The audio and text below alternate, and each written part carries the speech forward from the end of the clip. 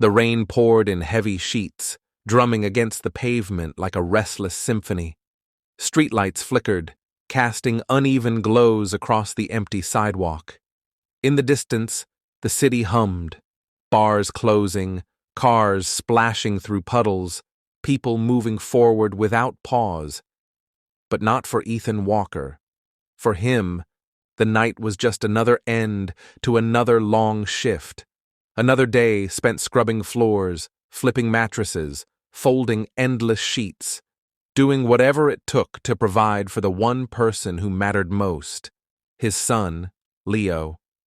He was used to this life, the exhaustion, the weight of responsibility, the quiet acceptance that this was just how things were now. But then he saw her, a woman soaking wet, standing alone under the dim glow of a flickering bus stop light. She was shivering, arms wrapped around herself in a poor attempt to keep warm. She didn't look like she belonged there, too put together to be lost, too vulnerable to be safe. And when she looked up, her wide, striking blue eyes held a silent plea for help. Ethan should have kept walking. He had enough problems of his own, bills to pay, a son to raise, a job that barely kept them afloat. But something about her made him stop. What he didn't know was that this woman wasn't just a lost traveler. And by the time the night was over, his life would never be the same again. What happens when a struggling single father helps a woman with no money, no phone, and nowhere to go, only to discover she's a billionaire CEO? Stay with us as we dive into a heartwarming, unexpected love story about fate, kindness, and the choices that change our lives forever. Before we begin, make sure to hit that subscribe button so you never miss another story that will make you laugh, cry, and believe in the power of human connection. And now, let's begin. A struggling single dad helps a lost woman only to discover. She owns the hotel he works for the night. Air was thick with humidity, wrapping the streets of Charleston in its warm coastal embrace. Dim streetlights flickered, casting golden pools onto the rain-slicked pavement. Ethan Walker pulled his worn-out jacket tighter around his shoulders as he made his way home from another grueling shift at the Harborview Inn. His muscles ached from hours of cleaning rooms, carrying heavy linens, making sure guests were comfortable, luxuries he himself could barely afford. All he wanted was to collapse into bed. But he knew that wouldn't happen right away. His 7-year-old son, Leo, would probably still be awake, pretending to sleep when Ethan peeked into his room. The thought made him smile despite his exhaustion. Leo, his reason for everything. As Ethan turned the last corner toward his modest home, he noticed something. A figure standing alone at the bus stop. At first, he assumed it was just another commuter waiting for a late-night ride. But as he stepped closer, he realized the truth. A young woman stood trembling in the cold, her clothes soaked from the earlier downpour. Long, dark hair clung to her face, and her arms were wrapped around herself as if she could somehow fight off the chill. A single flickering streetlight illuminated her delicate features, high cheekbones, full lips, and wide, startled blue eyes. She looked completely out of place. Ethan hesitated. "This isn't your problem, Walker."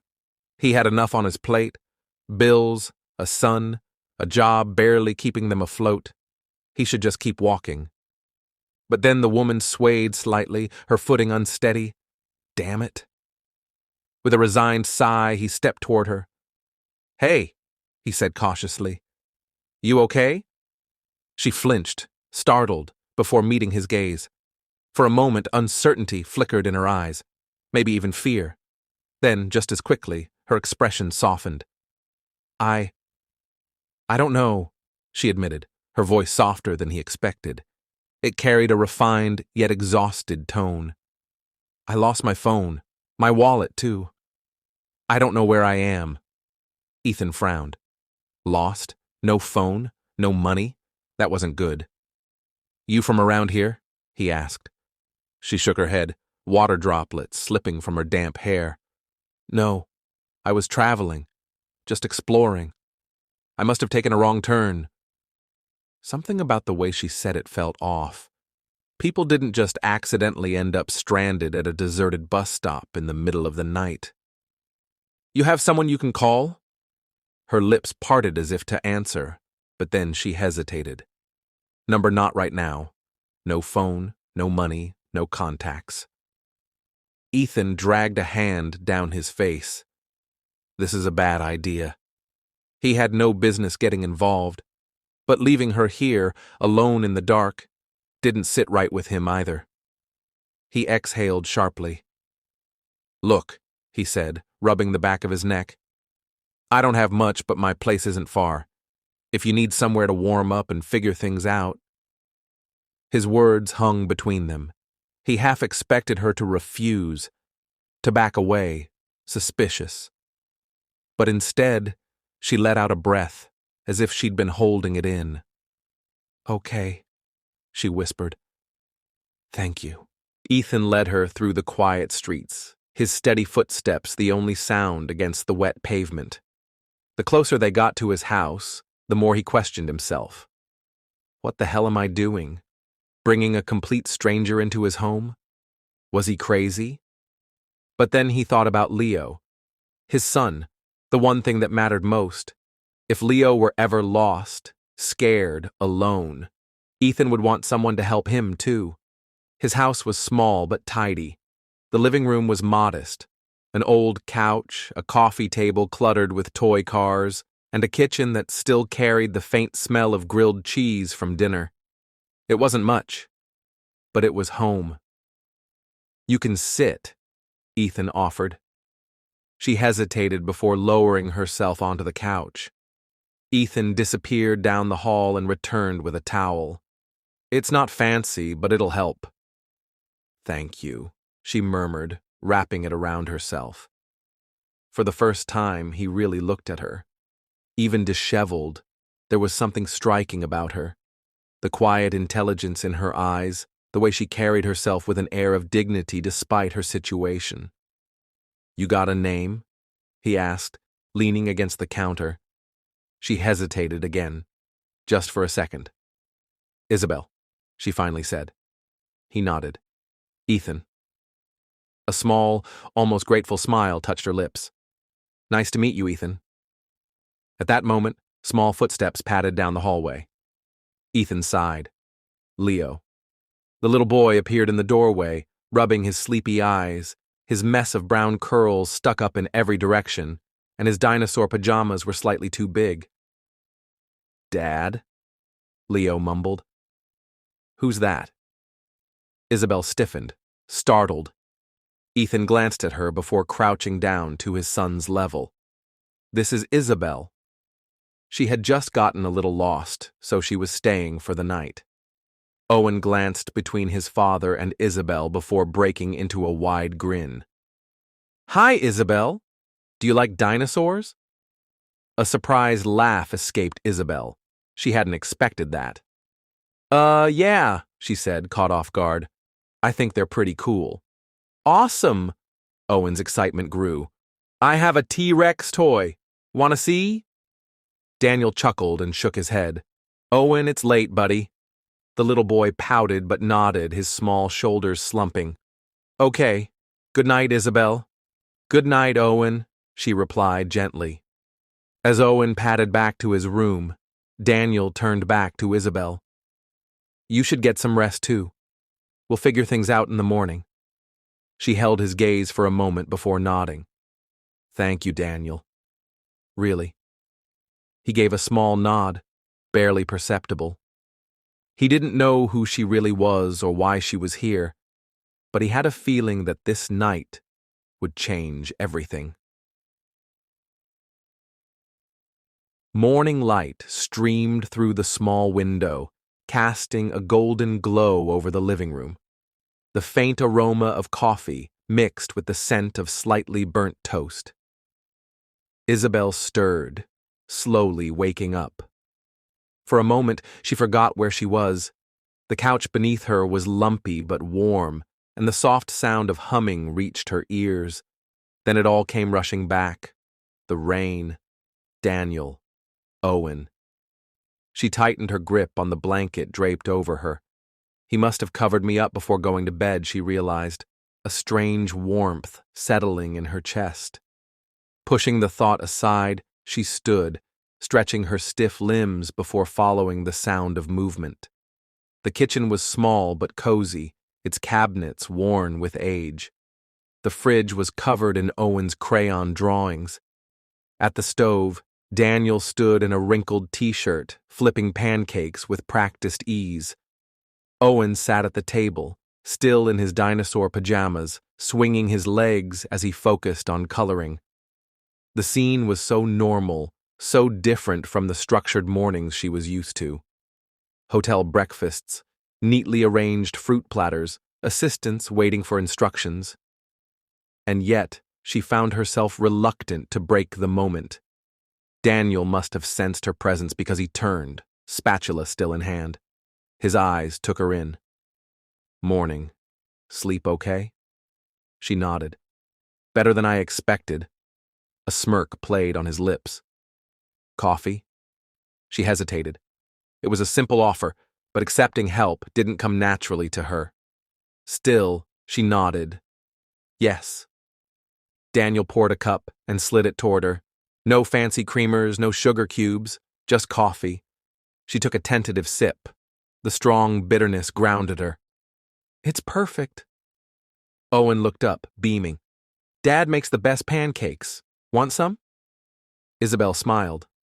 "I'd love some." Daniel raised an eyebrow. "You sure?" "They're just pancakes, not some five-star brunch." She rolled her eyes. "I think I'll survive one meal without imported truffle shavings, thank you." Owen giggled, and Daniel just shook his head in amusement, flipping another pancake onto a plate. As they ate, Isabel watched Daniel interact with his son. It wasn't just obligation, it was love. He listened to Owen's enthusiastic talk about dinosaurs, asked about his dreams, even made silly roaring noises just to make him laugh. She had grown up surrounded by nannies, tutors, and expectations. Breakfast had never felt like this. "Do you always cook breakfast?" she asked, breaking the comfortable silence. Daniel shrugged. "Owen's gotta eat, and I like cooking." There was something admirable about that. A man who worked long hours, but still made time for his son. "You're a good dad," she found herself saying. Daniel gave her a look, as if trying to gauge her sincerity. "I try." Owen suddenly looked up at her, tilting his head. "What about you? Where's your family?" The question caught her off guard. "My parents?" She hesitated. "They're busy, always working, always traveling." Owen frowned. "They don't eat breakfast with you?" A tightness formed in her chest. "Not really." Owen seemed to think about that before pushing his plate toward her. "You can have the last pancake since you don't have breakfast people." Isabel's breath caught. Daniel chuckled. "Owen, she's a guest. You don't have to bribe her with food." But she took the pancake anyway, a small smile forming on her lips. The warmth of breakfast faded when she checked the clock. 8:45 a.m. Her stomach twisted. She had been off the grid for hours. No calls, no texts, no security team hovering over her. She needed to get back. Setting down her fork, she turned to Daniel. "I should probably find my hotel today. Is there a phone I could use?" Daniel nodded. "There's a payphone a couple of blocks from here. I can walk you there after I drop Owen off at school." "School?" Isabel blinked, realizing how little she had thought about Daniel's responsibilities. "Yeah, gotta get him there by 9. Daniel ruffled Owen's hair. "Otherwise, his teacher says he starts roaring like a T-Rex at inappropriate times." Owen grinned proudly. Isabel laughed. That's an important skill, honestly. Daniel smirked. Glad someone appreciates it. 10 minutes later, Isabel found herself walking alongside them. A billionaire heiress trailing after a single dad and his 7-year-old in a backpack covered in dinosaur stickers. It was surreal. At the school gate, Owen turned and waved. Bye, Isabel. She hesitated, then waved back. Bye, Owen. Daniel led her toward the payphone, hands stuffed in his pockets. So, guess this is where you make your call. Isabel stared at the phone booth, her fingers tightening at her sides. Once she made this call, this fleeting, warm experience would be over. She'd go back to boardrooms, meetings, and luxury hotels, back to a life where no one shared pancakes, made dinosaur sounds at breakfast, or covered her with a blanket just to be kind. She swallowed hard and reached for the phone. Daniel leaned against the post, watching her. You got someone picking you up? She hesitated. Then, for the first time in years, she lied. Yeah, she said, forcing a smile. I'll be fine. Daniel studied her but nodded. Good. Take care, Isabel. Something twisted painfully inside her at those words. She wanted to say something, anything, to hold on to this moment.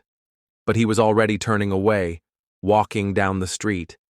A man with nothing to offer but kindness, yet somehow he had given her more than anyone ever had. She lifted the receiver, but her fingers hovered over the buttons. She had a choice to make, and for the first time in her life, she wasn't sure what she wanted. The luxury suite at the Sinclair Grand Hotel was breathtaking. Polished marble floors, floor-to-ceiling windows overlooking the Savannah skyline, and handcrafted furniture imported from Italy. It was the kind of place most people only saw in magazines. But to Isabel Sinclair, it felt cold. She sat on the plush leather couch, staring at the untouched room service breakfast on the glass table in front of her. A perfectly arranged fruit platter, steaming Belgian waffles, and freshly squeezed orange juice. Everything was prepared exactly as she liked it, yet it tasted like nothing. She picked up her phone, scanning through the flood of missed calls and texts that had come in since she finally reached out last night. Lucas, where the hell have you been? Assistant team. Your security detail has been searching for you for hours. Please confirm your location. Sinclair HQ. Board meeting rescheduled for Friday. Will you be in New York by then? Lucas. You better have a damn good excuse. She sighed, rubbing her temples. Lucas Montgomery, her father's right-hand man, a corporate shark who had been breathing down her neck since she was old enough to sign contracts. He was efficient, ruthless, and never missed an opportunity to remind her of her responsibilities. Isabel knew she should respond. She should be in damage control mode, ensuring no rumors about her disappearance spread to the media or shareholders. But instead, her mind kept drifting back to a tiny, slightly messy kitchen, the smell of burnt toast, and a 7-year-old boy offering her the last pancake. She closed her eyes. It had only been a day, but something inside her had shifted.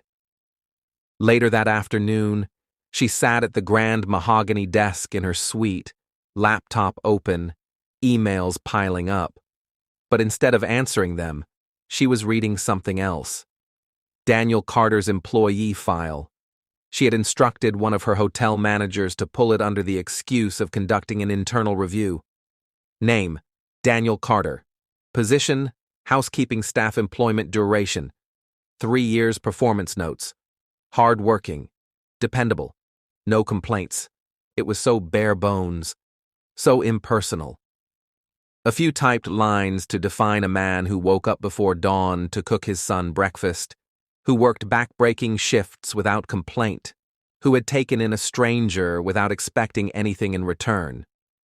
She clicked through his financial records. His salary was embarrassingly low, especially considering the hours he worked. Even with overtime, it wasn't enough to provide stability. No wonder he always looked exhausted. Her grip tightened on the mouse. This wasn't fair. Daniel Carter deserved better, and for the first time in her career, this wasn't about business. Meanwhile, Daniel Carter was back in his world, a world where bills stacked up faster than paychecks. His shift at Riverview Inn had started at noon, and he was already behind schedule. The hotel was overbooked, the front desk was swamped, and the housekeeping team was understaffed as usual. Daniel moved with practiced efficiency, stripping linens, restocking toiletries, making sure every inch of the rooms met corporate cleanliness standards. His back ached, his hands were dry and cracked from endless scrubbing, but he pushed through. He always did. He was used to this life. He had accepted it. But for the first time in years, his mind wasn't just on surviving. It was on a woman with striking blue eyes sitting in his kitchen, sipping coffee that wasn't nearly good enough for someone like her. It was absurd. She was gone, back to whatever life she had before getting lost that night. He shouldn't be thinking about her. And yet, he was. That evening, Isabel sat in the executive lounge of the Sinclair Grand, swirling a glass of wine she had no interest in drinking. Lucas Montgomery sat across from her, his suit crisp, his expression unreadable. "So," he said coolly, "you disappear without a word, and now you're suddenly interested in a minor hotel operation. Should I be worried?" Isabel ignored his thinly veiled irritation. "The Riverview Inn is underperforming." Lucas raised an eyebrow. "And this is suddenly your concern?" "Yes," she said firmly. "I want to evaluate the staff and operations personally." Lucas leaned back, scrutinizing her. "Personally?" She held his gaze, daring him to challenge her. She was still a Sinclair. She didn't need to explain herself. Finally, he exhaled, shaking his head. "Fine. Do what you want. But don't get distracted, Isabel. Your father expects you in New York by Friday. Playtime in Savannah is over." She didn't react, didn't let him see that his words irritated her. Because this wasn't playtime. This was the first time she had ever wanted to do something that actually mattered. 2 days later, Daniel was called into the hotel manager's office. He braced himself, mentally preparing for bad news, cut hours, layoffs, another ridiculous corporate policy. Instead, the manager, a middle-aged man who barely looked up from his desk, shuffled some papers and cleared his throat. "There's been an internal review of staffing efficiency," he said in a monotone voice. "Corporate has decided to offer you a promotion. You're being moved up to a management position, supervisor of housekeeping." She turned, met his gaze, and in that moment, he knew. His life was about to change again. Daniel Carter had seen it all during his years at Riverview Inn. Frustrated guests throwing tantrums, drunk businessmen stumbling into the wrong rooms, even celebrities trying to keep a low profile. But nothing could have prepared him for the way Isabel Sinclair took his breath away when he saw her standing in the hotel lobby. She looked like a completely different person from the woman he had met that rainy night. Gone were the damp clothes and the vulnerable expression. In their place was an image of effortless power.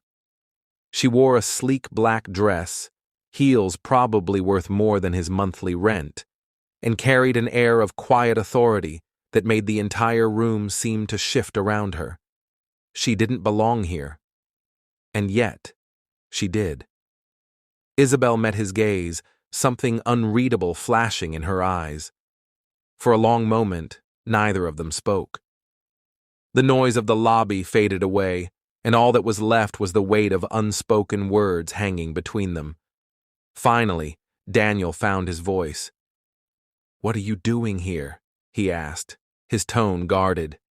She tilted her head, a smile tugging at the corners of her lips. You work here. I own it. Seems like we both have a reason to be here, don't we? His stomach tightened. He had been right. She'd pulled strings for him. Daniel exhaled sharply, his hands clenching at his sides. So that's it? You disappear, then suddenly I get a promotion out of nowhere, and now you're just here. Isabel's expression remained calm. I didn't disappear. I left, and I didn't give you anything. You earned that promotion. Daniel let out a humorless chuckle. Right, because upper management at a struggling hotel just happens to take an interest in housekeeping staff at random. Her jaw tightened, but she didn't back down. I read your file. You've been here for 3 years, never missed a shift, never once called in sick. Do you know how rare that is? This place should have recognized you a long time ago. If my presence here made them finally notice, then good.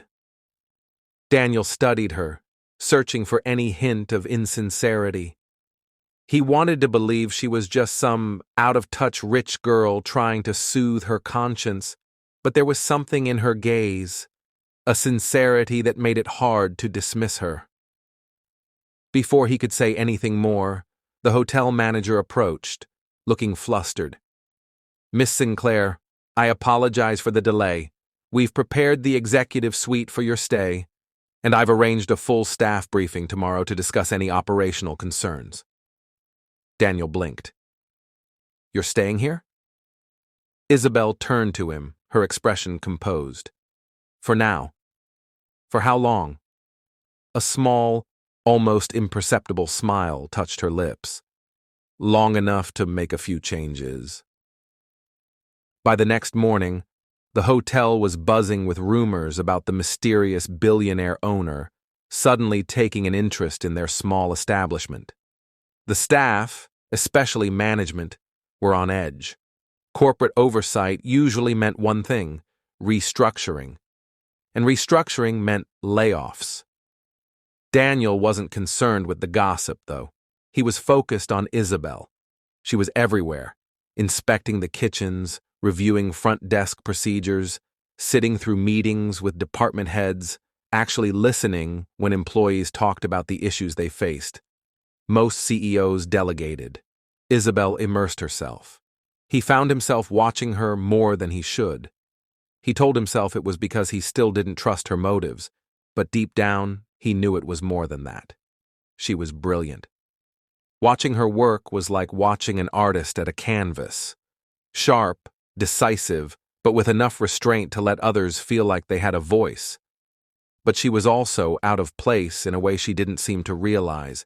She didn't know how to carry a laundry cart without knocking into things. She didn't know that the vending machine in the break room had been broken for months because corporate refused to approve a repair. And she definitely didn't know how to sweep without somehow looking like she was holding an ancient artifact for the first time. Daniel found that last one out firsthand. You're doing it wrong, he said, arms crossed, watching as she awkwardly maneuvered a broom across the marble floor. Isabel shot him a glare. Sweeping is sweeping. How can you do it wrong like that? Helpful, he muttered, stepping forward. She stiffened as he moved behind her, reaching over to adjust her hands on the broom handle. He was too close, close enough to smell her perfume, subtle, elegant, and completely out of place in a dusty hallway. Isabel didn't say anything, and neither did he. For a moment, the air between them shifted, something crackling just beneath the surface. Then, she cleared her throat and stepped away. Got it. Thanks. Daniel shoved his hands into his pockets, suddenly needing distance. Any time, boss. Her lips twitched. You don't have to call me that. Sure thing, boss. She rolled her eyes, but didn't argue. Later that evening, Daniel was finishing paperwork in the staff lounge when Owen burst through the door, practically vibrating with excitement. Dad! Dad, guess what? Daniel barely looked up. You figured out time travel, and now we can go back to a point where rent was cheaper? Owen shook his head, his eyes wide. No, but Isabel invited us to dinner. Daniel snapped his head up. She what? She said she wants to take us out, like fancy dinner. Owen's eyes were sparkling with excitement.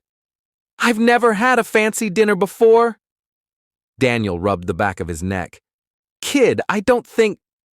Come on, Dad, Owen pleaded. Please, Isabel's really nice, and she said they have chocolate cake. Daniel sighed, running a hand over his face. He should say no. He should remind Owen that they didn't belong in Isabel Sinclair's world, but the look in his son's eyes, pure excitement, pure joy, made it impossible to refuse. And so, against his better judgment, he found himself agreeing to have dinner with the woman who had already disrupted his world more than she realized. That night, when they arrived at the restaurant, Daniel expected to feel out of place. And he did. The crisp white tablecloths, the hushed conversations, the polished silverware. It wasn't his world. But then, he looked at Owen, eyes wide with wonder, happily swinging his feet as he tried to figure out which fork to use first. And then he looked at Isabel, who, despite her wealth and status, seemed genuinely happy just to be sharing a meal with them. For the first time, Daniel let himself wonder. Maybe their worlds weren't as incompatible as he thought. But just as that thought settled in his mind, Isabel's phone vibrated on the table. She glanced at it, and for the briefest moment, her expression darkened.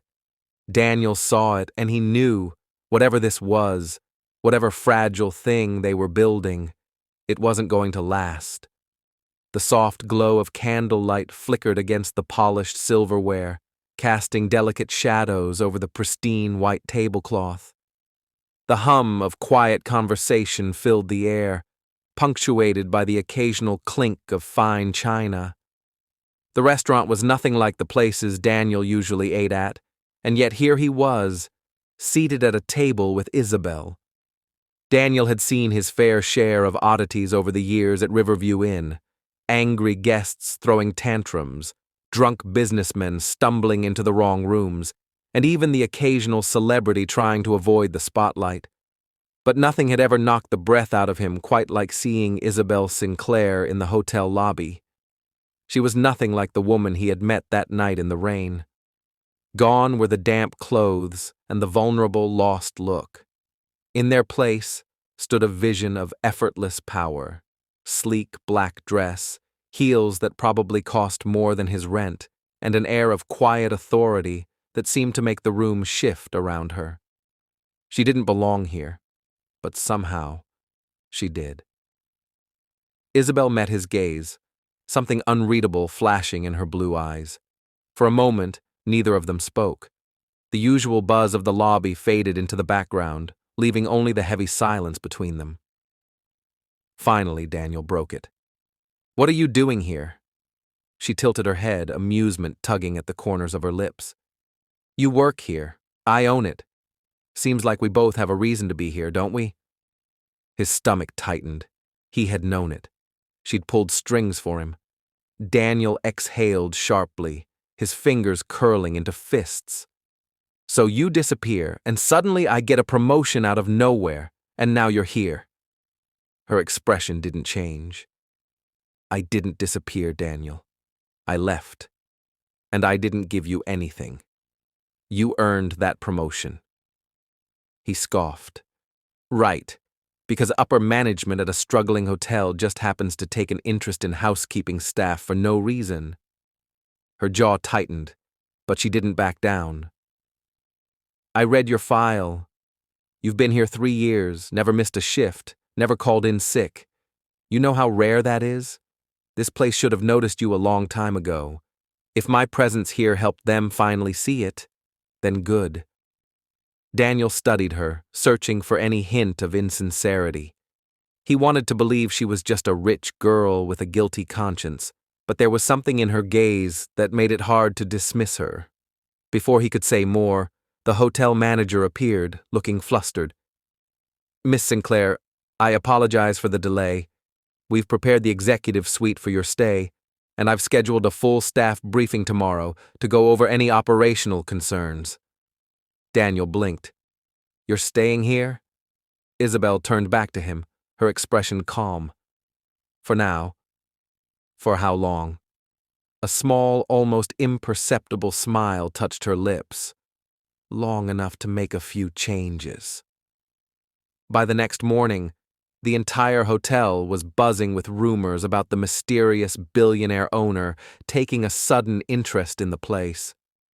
The staff, especially the management, were terrified.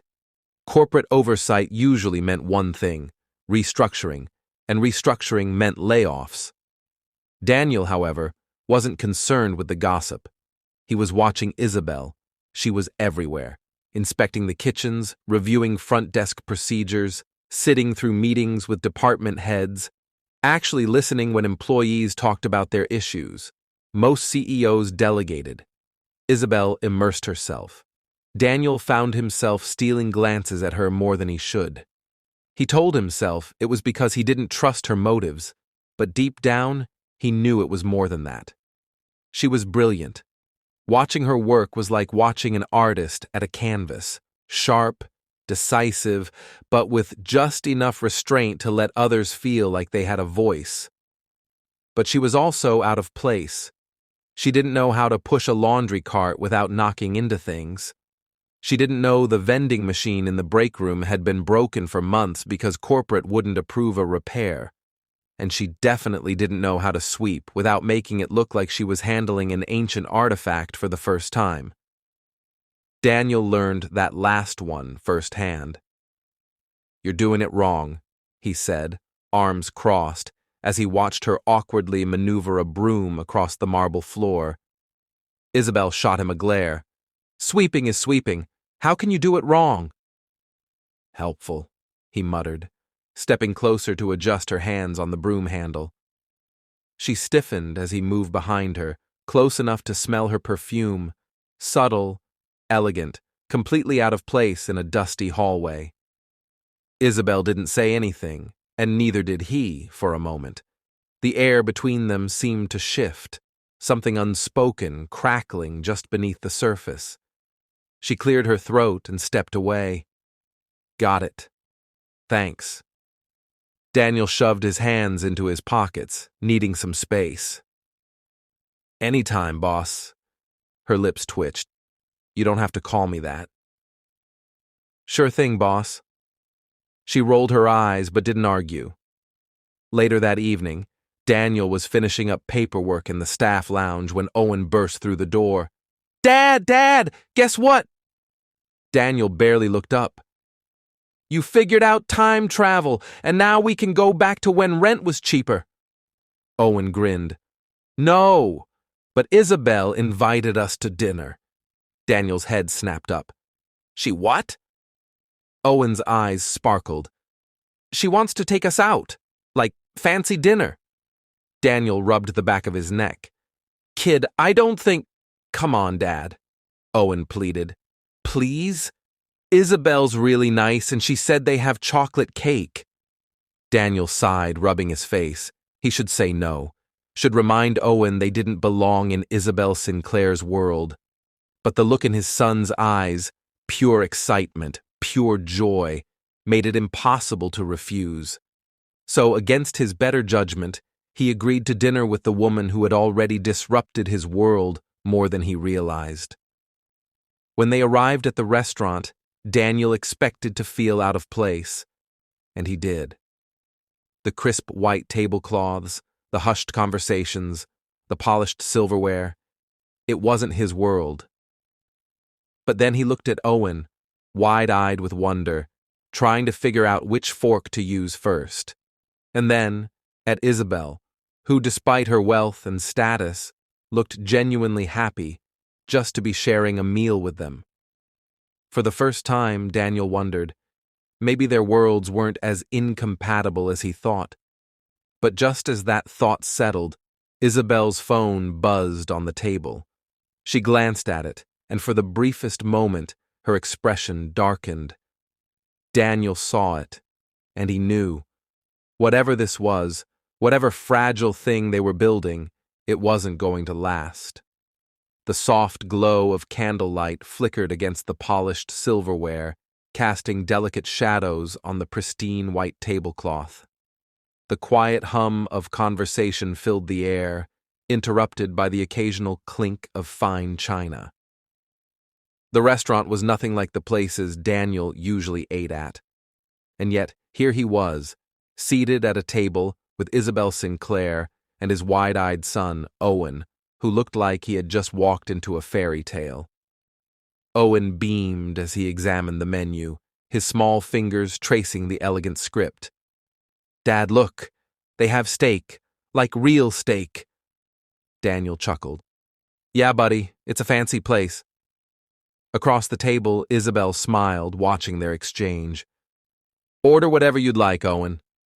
"Tonight's on me." Daniel tensed.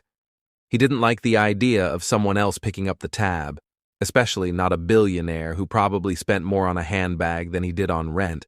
But Owen was too excited to argue. As the waiter took their orders, Daniel found himself stealing glances at Isabel. She looked at ease, but there was something in her eyes, something distant.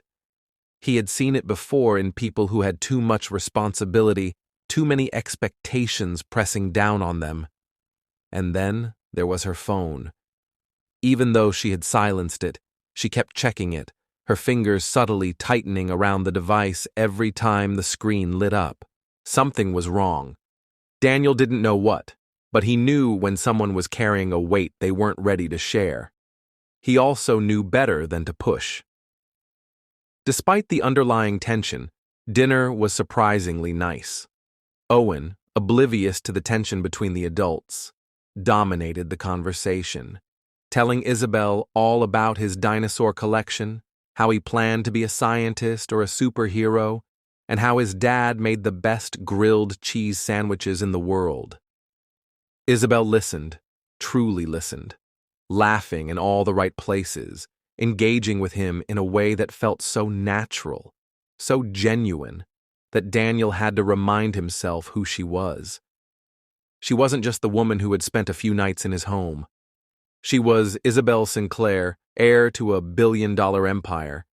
And yet, watching her laugh at Owen's stories, watching her sip her wine with a wistful expression, she didn't seem untouchable. She seemed real. "Okay," Owen said, setting his fork down dramatically. "Now we get dessert, right?" Daniel shook his head. "You're pushing your luck, kid." "But Isabel said there was cake," Owen protested. Isabel smirked. "I did, didn't I?" Daniel sighed, defeated. "Fine. One piece." Owen grinned victoriously, and Isabel laughed. It was a sound Daniel hadn't heard often, but he liked it far too much. Just as the waiter set the chocolate cake in front of them, Isabel's phone lit up again. This time, she didn't ignore it.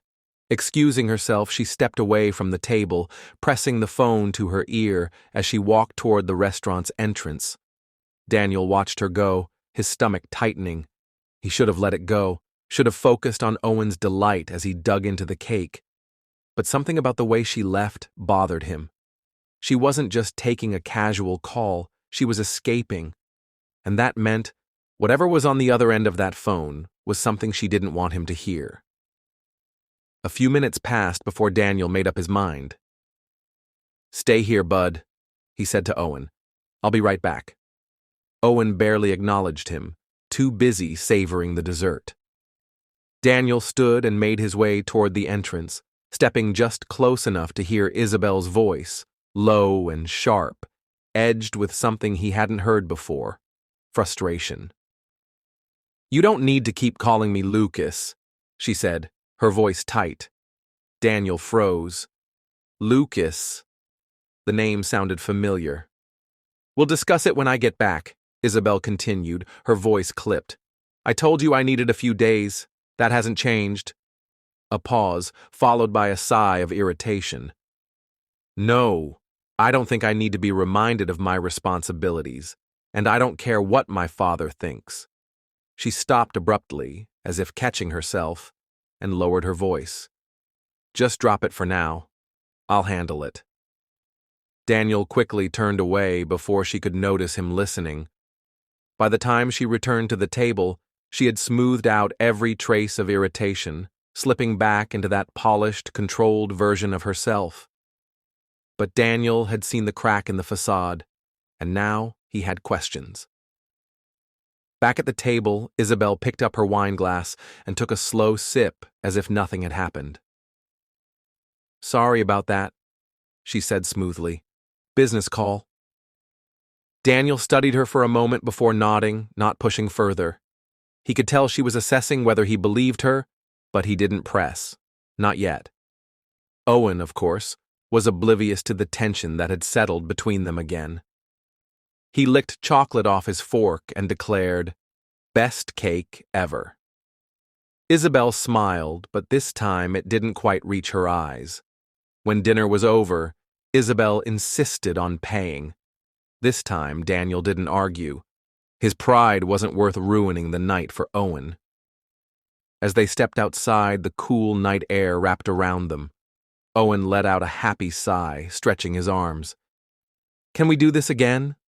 Isabel hesitated, then smiled. "I'd like that." Daniel exhaled. He should say no.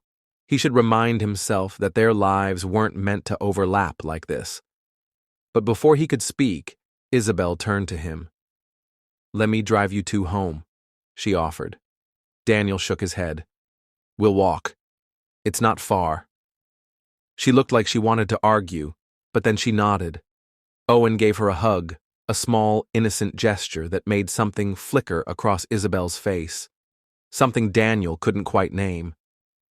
As they walked away, Daniel fought the urge to turn back and look at her one more time. Because despite everything, despite the worlds that separated them, he couldn't shake the feeling that she wasn't ready to let go of whatever this was. And neither was he. The next morning, Daniel was back at Riverview Inn, navigating the familiar rhythm of cleaning rooms, changing sheets, and making sure the place ran as smoothly as possible, despite its outdated facilities. But today, something felt different. The moment he walked into the staff lounge, all eyes turned to him. Some of his co-workers whispered among themselves, glancing at him with looks ranging from impressed to wary. Daniel frowned. "What the hell is going on?" "Looks like you've moved up in the world," a voice muttered beside him. He turned to see Marcus, one of the senior housekeeping staff, leaning against the counter with his arms crossed. Daniel raised an eyebrow. "What are you talking about?" Marcus scoffed. "Don't play dumb, man. Word's out. You got promoted. Management." Daniel blinked. "Promoted? What?" His stomach twisted with unease. Marcus shrugged. "Came straight from corporate. Apparently they think you deserve a supervisor position. Guess it pays to have powerful friends, huh?" Daniel's jaw tightened. Isabel. His thoughts immediately flashed back to last night. Her look across the table, the business call she had taken. So, that's why she had shown up at the hotel. She hadn't come to see the place. She had come to interfere. Barely an hour later, Daniel found himself standing in the manager's office, listening as his boss droned on about his new responsibilities. "Of course, the role comes with a pay raise," the manager added, flipping through a file as though this was no big deal. "You'll be overseeing a team, handling scheduling, and ensuring guest satisfaction at a higher level. It's a great opportunity." Daniel barely heard him. His fists clenched at his sides. He didn't believe in miracles. He had worked hard his entire life, scraping by, pushing through, doing his best to give Owen a future, and in all that time, no one had ever just handed him anything, until now. "Why me?" Daniel asked, his voice sharp. The manager looked up, surprised by the question. "Excuse me?" "Why me?" Daniel repeated. "People don't just get promoted out of nowhere, so tell me who put in the recommendation. The manager hesitated, then sighed as if bored with the conversation. If you must know, corporate oversight has been reviewing staff records. Miss Sinclair took an interest in you. There it was. Daniel let out a bitter laugh, shaking his head. Isabel. She had done this. Had she thought she was helping him? That he needed a charity promotion from a billionaire who didn't know the first thing about struggling to survive? His blood boiled. He didn't need her pity. The manager studied him carefully. Look, Carter, if you don't want the job, I can give it to someone else. Daniel cut him off immediately. I'll take it. The manager smirked. I thought so. But Daniel wasn't taking it because of Isabel Sinclair. He was taking it because of Owen. Because pride didn't put food on the table. By the time his shift ended, Daniel knew he had to face Isabel. And sure enough, he found her exactly where he expected, sitting in the hotel's executive lounge, reviewing paperwork, a half-finished cup of coffee beside her. She looked up when he walked in, and just like before, there was something too calm, too composed about the way she greeted him. Daniel. He didn't return the pleasantries. Instead, he pulled out the chair across from her, sat down, and fixed her with a hard stare. So, he said flatly, you want to tell me why you decided to play God with my life? A flicker of something crossed Isabel's face, annoyance, maybe regret. But she didn't look away. I didn't play God, she said smoothly. I just recognized talent that wasn't being appreciated. That's what good leadership does. Daniel scoffed. Right, and it has nothing to do with the fact that you spent a few nights at my place. Her jaw tensed, just slightly. I would have made the same decision regardless. The words landed between them like a shot, and for the first time, Isabel visibly stiffened. Daniel leaned forward, his voice lower now, but no less intense. You think I don't see what's happening here? You felt guilty. You thought giving me a raise would fix that. She didn't deny it, and that silence told him everything. His chest tightened. I don't need your help, Isabel. Her eyes darkened. Everyone needs help, Daniel. Even you. Not like this. There was a long pause. Then Isabel sighed, setting down her pen. I wasn't trying to insult you.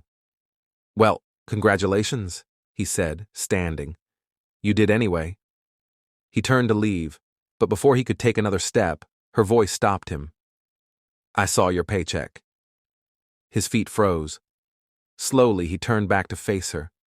Isabel exhaled, her gaze unwavering. I saw how little you're being paid for the work you do, and I couldn't just stand by and pretend that was okay. You think I did this out of pity? I didn't. I did it because you deserved better. And if you can't see that, then maybe you should be mad at the system that undervalued you in the first place, not at me for trying to fix it. Daniel's jaw clenched. Damn it. She wasn't wrong. But that didn't make it any easier to swallow. You don't just walk into someone's life and start fixing things, he muttered. She met his gaze head on. Why not? Because it makes it harder to go back to how things were, he said quietly. Because it makes me wonder what it would be like to have someone on my side for once. Because it makes me feel things I shouldn't. He didn't say any of that. Instead, he shook his head and walked out, feeling more conflicted than ever. That night, as Daniel tucked Owen into bed, his son looked up at him sleepily. Are you still mad at Isabel? Daniel sighed. I don't know, kid. Owen yawned. She's nice, and she likes pancakes. Daniel chuckled despite himself. Yes, she does. Owen's voice softened. Then maybe she's not trying to hurt you. Maybe she just wants to help. Daniel swallowed hard. For all his frustration, pride, and stubbornness, he knew Owen was probably right. And that was the scariest part of all. Daniel Carter had spent most of his life figuring things out on his own. He had learned to navigate the struggles of being a single father. He had learned how to stretch a paycheck to cover rent, food, and Owen's ever-growing list of school supplies. He had learned how to survive without asking for help. But ever since Isabel Sinclair had stepped into his world, that balance had been shaken. And now he had to figure out what to do about it. Daniel avoided Isabel for the next 2 days. It wasn't hard. She was busy with meetings, staff evaluations, and business calls that stretched late into the evening. But even without seeing her, he could feel her presence in every change happening at the Riverview Inn. The vending machine in the break room was fixed. The front desk staff received upgraded training. Kitchen workers were given real meal breaks instead of eating leftovers in storage closets. And Daniel? Well, he had an office now. It was small, barely more than a glorified supply closet, but it had a desk, a functional chair, and most shockingly, a nameplate on the door, Daniel Carter, housekeeping supervisor. Seeing his name etched in metal felt foreign, like he was stepping into someone else's life. He should have been grateful, but all he could think about was how none of this would have happened without Isabel. And he didn't know how to feel about that. By the 3rd day, Isabel found him first. He was walking through the back corridors of the hotel, clipboard in hand, when her voice stopped him.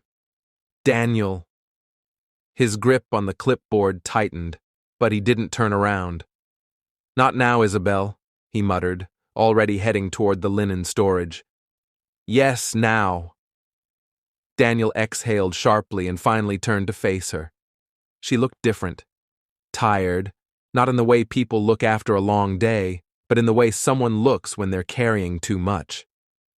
Why are you avoiding me? She asked. I'm not, he replied, his jaw clenching. She arched an eyebrow.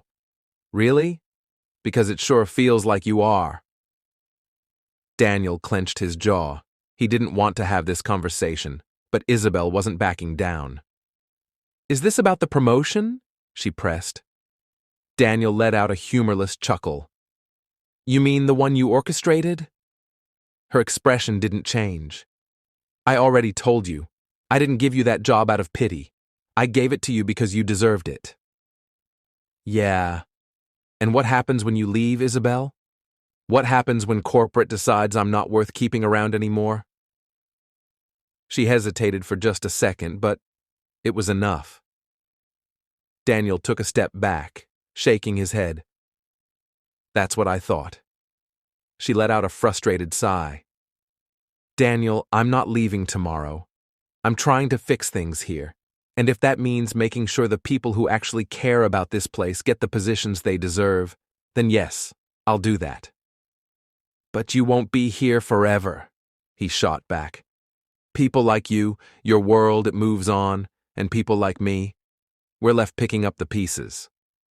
For the first time, something flashed in her eyes. Something raw, unguarded. Do you really think that's all it is? She asked softly. Daniel froze. The air between them shifted, heavy with unspoken words. Isabel wasn't just talking about the hotel anymore, and Daniel didn't know what to do with that. That night, as Daniel was locking up, he found Isabel sitting on the rooftop terrace, staring out at the Savannah skyline. He knew he shouldn't go to her, but he did anyway. She didn't look at him when he approached. I used to love this city, she murmured. Daniel sat down beside her, leaving enough space between them to breathe. Used to? He asked. She exhaled. Before my life became boardrooms and contracts and profit margins, before I realized that my name wasn't mine, it belonged to my father's empire. Daniel studied her profile, the way the city lights reflected in her eyes. I read about your family, he admitted. Sinclair International, that's a big deal. She laughed, but there was no humor in it. Yeah, it is. And it's exhausting. Daniel was quiet for a moment, then asked, Why are you here, Isabel? Really? She finally turned to face him. Because I wanted to remember what it felt like to be just me. Not a CEO, not the Sinclair heiress, just Isabel. Daniel held her gaze. He understood that more than he wanted to admit, because he wasn't just Daniel Carter, the hotel employee. He was a father, a man trying to build a life that didn't feel like it was slipping through his fingers. And now somehow, she was a part of that life. And the next morning, Daniel walked into work and immediately spotted a familiar figure waiting in the lobby. A man in a sharp navy suit, his hair perfectly styled, his expression cold and unreadable. Daniel didn't recognize him, but he knew exactly who he was. Lucas Montgomery, Isabel's father's right-hand man, and if he was here, it meant trouble. Lucas turned, catching sight of Daniel, and a slow, calculating smile spread across his face. "So," he said smoothly, "you're the one who's been distracting Isabel." Daniel's jaw clenched. This was going to be bad. For the first time, he realized that whatever was going on between him and Isabel wasn't something they could just ignore anymore. The real world was coming for them. Daniel Carter had never liked men in suits. Suits meant corporate execs, bank notices, landlords, people who didn't understand the lives they controlled. And standing in the middle of the Riverview Inn's lobby was the embodiment of everything Daniel despised about that world: Lucas Montgomery. He looked just as polished, calculated, and unimpressed as Daniel had imagined. Lucas stepped forward, his gaze sweeping over Daniel like he was nothing more than an inconvenience. "You're the man who's been keeping Isabel entertained," he said, his voice smooth and dismissive. Daniel tightened his stance, not taking the bait. "She's not here," he said flatly. "Try again later." Lucas smiled, a smile that carried the weight of someone who always got what they wanted. "I'm not here to see Isabel," he said, his voice calm and deliberate. "I'm here for you." Daniel crossed his arms. "Yeah? And why is that?" Lucas sighed, as if explaining something beneath him. "Because it's time for you to understand exactly what you're dealing with." Daniel didn't flinch. "I know exactly what I'm dealing with." Lucas smirked, leaning back as if savoring his next words. "No, you don't." He gestured toward the lounge. "Let's talk." Reluctantly, Daniel followed him into the quiet space and sat down across from him. Lucas folded his hands neatly on the table. "I'll get straight to the point," he said. "Isabel isn't staying in Savannah forever. She has responsibilities, real responsibilities that go far beyond this town, beyond this hotel, and certainly beyond you." Daniel already knew this. He'd known from the start that Isabel's life wasn't his to keep. But hearing it from Lucas, cold and clinical, made something tighten in his chest. "And what exactly do you think is happening here?" Daniel asked, his voice steady. Lucas leaned back and studied him, like he was a puzzle he was solving. "I think you're a decent man, hard-working, loyal. I can see why Isabel is drawn to you." He tilted his head slightly. "But let's be honest, this isn't a love story." Daniel's fingers curled into fists beneath the table, but he kept his voice even. "Funny," he said. "You talk like you know her, but I don't think you do." Lucas's expression didn't change. "I know her better than you ever will." Daniel shook his head. You know the version of her built for boardrooms and press conferences. The woman I know, the one who laughs at bad jokes, who listens to my son's dinosaur facts like they matter, who stayed in my home and saw what life outside of wealth looks like. That's the real Isabel." For a moment, Lucas's smirk faltered. Daniel stood. "If you're here to scare me off, you're wasting your time." Lucas exhaled through his nose, his gaze shifting. Was it respect? Amusement? Fair enough, he said smoothly. But just remember, people like Isabel don't get to choose their lives. When she leaves, don't say I didn't warn you. With that, Lucas walked away, leaving Daniel standing in the lounge, anger simmering beneath his skin. An hour later, Isabel found him. She was fresh from a meeting, still dressed in her polished corporate armor, but the moment she saw him, she knew something was wrong. You saw him, she said quietly. Daniel nodded. Yeah, I saw him, she exhaled, rubbing her temples. I'm sorry, I didn't ask him to come here. It doesn't matter, Daniel cut in. What matters is that he's right, isn't he? She frowned, confused. What? Daniel's jaw tightened. You're leaving. You can't stay here, Isabel. Not forever. She flinched. Tell me I'm wrong, he challenged. Silence. And that was his answer. His chest tightened. He had known this was coming, but knowing something didn't make it any easier to accept. Isabel stepped closer, her voice softer now. I don't want to leave. But you will, Daniel said, his voice barely above a whisper. And when that happens, what am I supposed to do? What's Owen supposed to do? Isabel opened her mouth to respond, but closed it again, her eyes flickering with emotion she couldn't quite name. Daniel ran a hand through his hair, exhaling sharply. Look, I don't regret knowing you, and I don't regret... He stopped, shaking his head. But I can't do this if I know it's just going to end. She swallowed hard, her eyes filling with something that felt like a storm. I don't want it to end. Then what do you want, Isabel?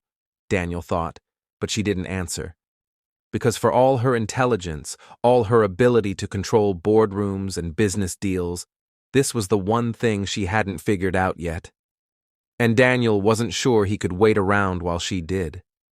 That night, Daniel sat on the edge of Owen's bed, watching his son sleep. The little boy's face was soft and peaceful in the glow of the bedside lamp, unaware of the storm brewing in the world around him.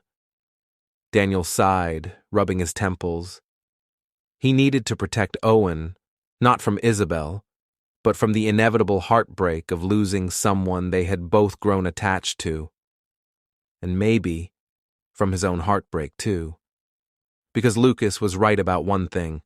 When Isabel left, she would take a part of Daniel with her. And he had no idea how to stop that from happening. The next morning, Isabel Sinclair was gone.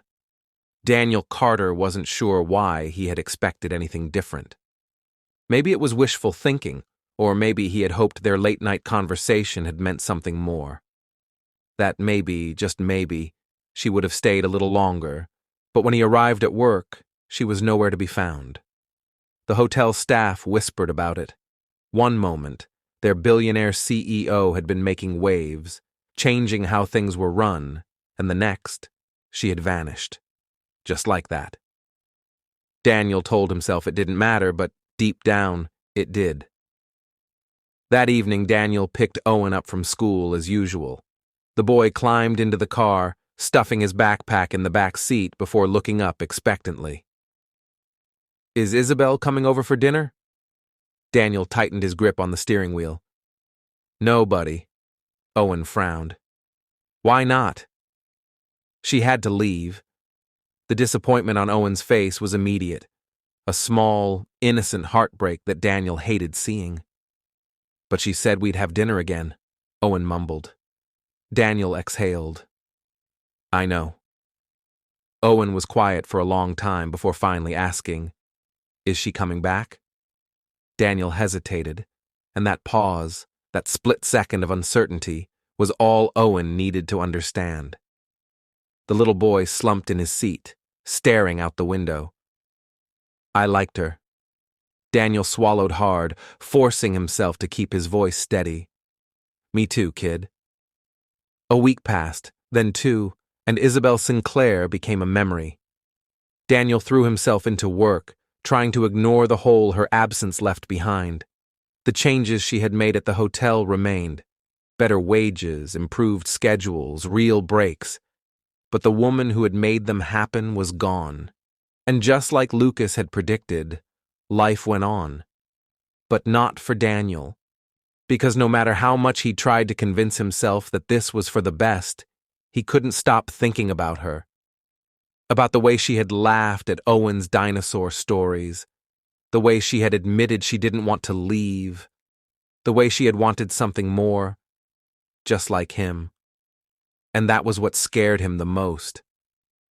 Because for the first time in years, Daniel had allowed himself to want something more too. Then, on a quiet Thursday night, everything changed. Daniel had just finished putting Owen to bed when there was a knock at his door. He wasn't expecting anyone, and when he pulled it open, the last person he thought he'd see was standing there. Isabel. She looked different. Not physically, but something in her demeanor had shifted. The sharp blue eyes, the commanding presence were the same, but there was something raw about her now. Something unpolished, like she had been fighting an internal battle and had finally made a decision. Daniel just stared at her. He couldn't find the words. Then she spoke. "I quit." He blinked. "What?" She swallowed hard. "Sinclair International, the company, the board meetings, the expectations. I quit." Daniel's chest tightened. "You... what?" She let out a slow, shaky breath. "I thought about what you said, about how I'd leave, how I'd move on, and I realized I don't want to." Daniel exhaled sharply. "Isabel, I know it sounds crazy," she rushed on, stepping closer. "I know I have a life in New York, a career, but I..." She hesitated, eyes flickering with emotion. "I wasn't happy there, Daniel. I was existing, not living." She looked up at him, her voice softer now. "And then I met you and Owen, and for the first time, I saw what it could be like, to just be." Daniel's heart pounded. She wasn't just saying this, she meant it. "You left everything," he murmured. She nodded. "Yeah." A long pause. Then quietly, she asked, "Was it the wrong decision?"